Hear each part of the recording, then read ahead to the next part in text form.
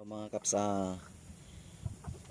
pumitas po tayo ng buwan ng papaya. Papakain po natin sa alaga natin na alaga natin na unggoy kasi hindi pa sila kumakain mga kaps.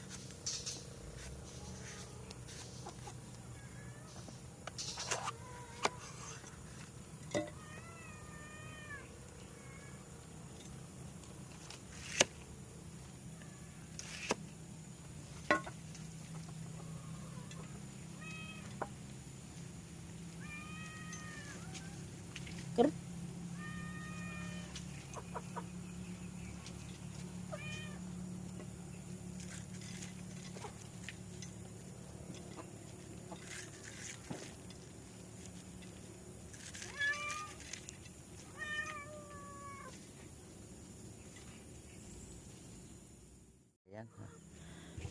Kuha natin. Hinugasan natin. Okay. Ayun sila.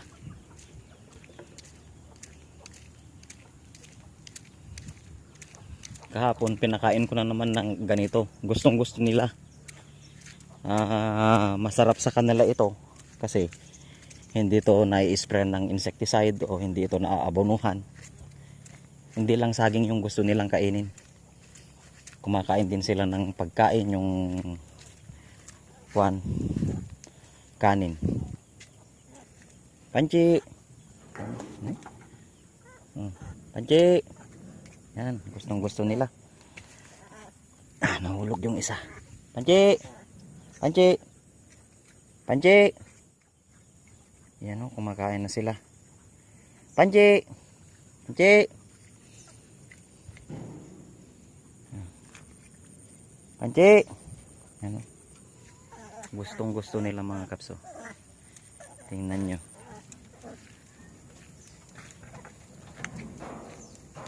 Ano sila?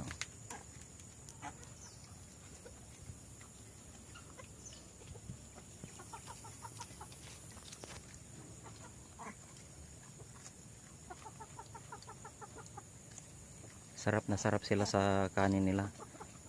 Yan.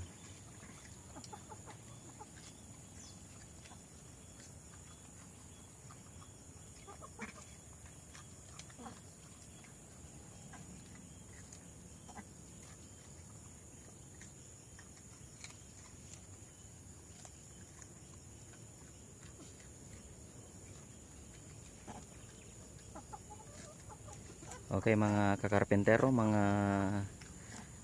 kaps, kung may alaga po kayo na unggoy, hindi lang po yung hinog na saging ang gusto nila. Alternative mga kaps, mga kakarpentero, pwede rin yung yung mga dahon, yung uplas, sabi namin kinakain din nila nun, yun. Yan, yung mga nyug na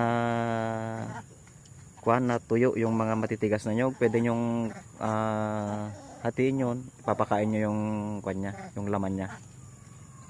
Saka yung mga papaya, hindi lang yung mga hinog na papaya ang kinakain nila, pwede rin yung mga hilaw.